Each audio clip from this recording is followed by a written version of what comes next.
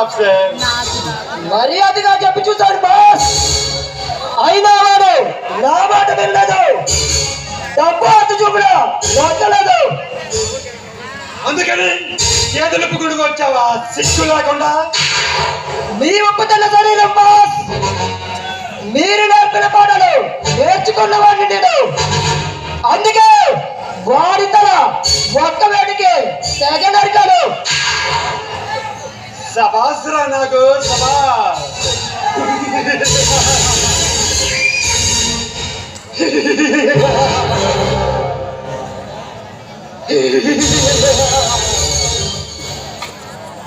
నాకు వాడు ఆఫీసర్ అయినా అనామకుడైనా మన పనికి అడ్డం వచ్చిన వాడిని ముక్క ముక్కలుగా నరికి కాకులకి గెద్దలకి ఆహారంగా వేద్దాంరా.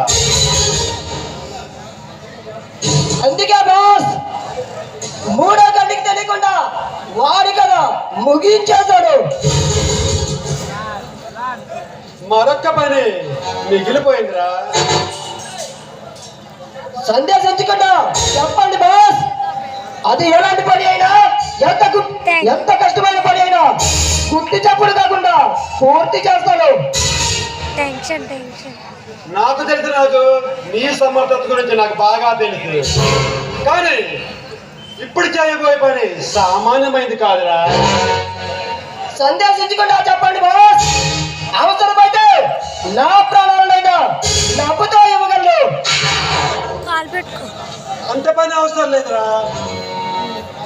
రేపు రాత్రికి మన ఆయుధాల లారీని అడవ దాటించి ఆ రాజన్న మూటకి అప్పగించి రావాలరా. అంతే కదా, దానికంత కంగారు ఎందుకు బాస్? గతంలో ఎన్నో లారీల ఆయుధాలను మనం అడవి దాటించలేదు.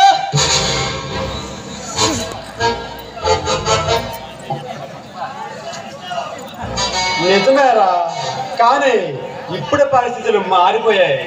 ఎందుకంటే ఈ ప్రభుత్వం నా పైన కన్నేసి ఉంచింది. ఎలాగైనా పట్టుకొని నన్ను బంధించాలని ఎదురు చూస్తుంది. కానీ అది జరగమన్న పని. మీరే భయపడకండి బాస్. ఆ పనిని రామలీలగా చేసి మీ అభ్యర్థులను అందుకుంటారు. నాకేం భయం లేదు. నాకు నీ క్షేమం కోసమే నేను జాగ్రత్తలు చెబుతున్నాను. ఎందుకంటే నువ్వు నాకు నమ్మిన బండువి. ఈ ప్రయత్నంలో నీకేమైనా జరిగితే నేను భరించలేనురా.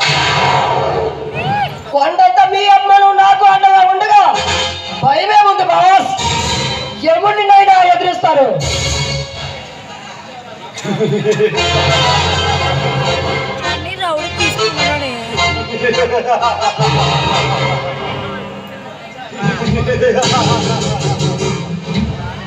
అచ్చా నాకు బహుత్ అచ్చా.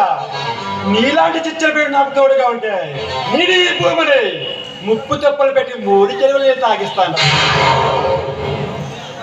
ప్రభుత్వం ఎన్ని పథకాలు వేసినా ఎంత డబ్బు వెళ్ళినా మిమ్మల్ని పట్టుకోవడం కళ్ళలో మాట బాస్. ఆ సంగతి నాకు తెలుసురా. అందుకే ఈ పిచ్చి ప్రభుత్వం ప్రకటన చూసి నేను ఆనందంగా నవ్వుకుంటున్నాను. పూటకొక అవినీతితో ఇప్పుడు పడిపోతుంది తెలియని ఈ ప్రభుత్వం నన్నేం చేయగలవురా?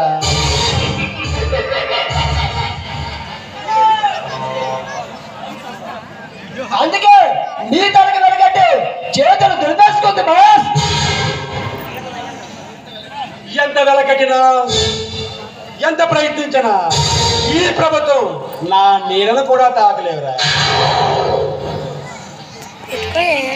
నాకు మాటల్లో పడి మరొక ముఖ్యమైన విషయం మర్చిపోయానురా. ఏమిటో చెప్పండి బాస్.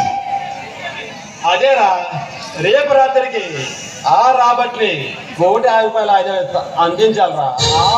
ఆ పని కూడా నువ్వే దగ్గరుండి చూసుకోవాలరా. ఓకే బాస్, ఇప్పుడే వెళ్ళి వాడికి కావలసిన తుపాకులు బాంబులు రెడీ చేస్తాను.